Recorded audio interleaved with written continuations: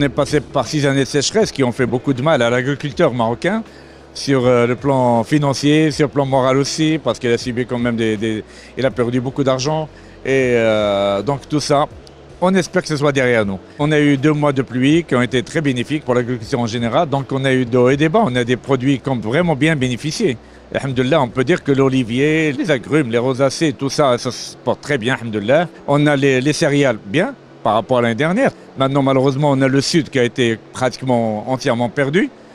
Tout ça, c'est des résultats qu'on a réussi à les avoir pratiquement au nord du Maroc et le centre et au nord. Le pâturage qui est très bien, donc ça va sauver un petit peu notre cheptel.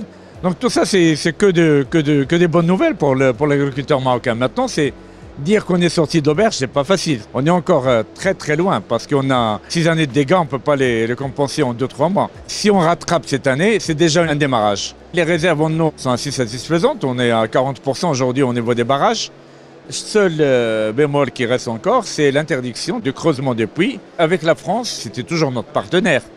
On a beaucoup d'échanges commerciaux avec la France, on a des Français qui investissent au Maroc. C'est une grande première d'avoir cet échange de pays à l'honneur dans 2 grands salons.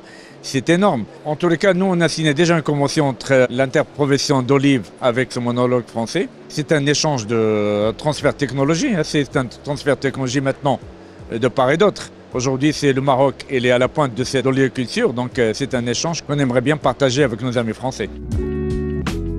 Nous sommes très honorés de présenter un pavillon France à la 17e édition du SIAM. C'est très important pour la France puisque le SIAM a été également payé à l'honneur sur le Salon de l'Agriculture cette année. Et nous sommes très honorés de l'être en retour sur le SIAM. Nous avons une forte présence avec 400 mètres carrés et 50 entreprises qui sont venues de toute la France, et qui couvre tous les secteurs d'activité, y compris les secteurs thématiques de cette fois-ci, qui est le traitement de l'eau, toutes les problématiques autour de l'eau et du stress hydrique.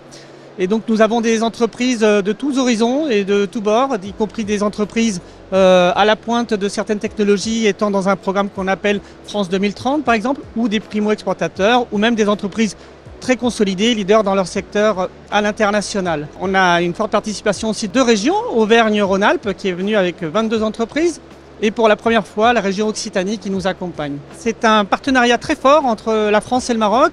La preuve c'est qu'entre les ministres ils ont signé des conventions et des partenariats entre nos organismes scientifiques tels que le CIRAD qui est également avec nous et qui collabore fortement et étroitement avec le Maroc depuis de nombreuses années.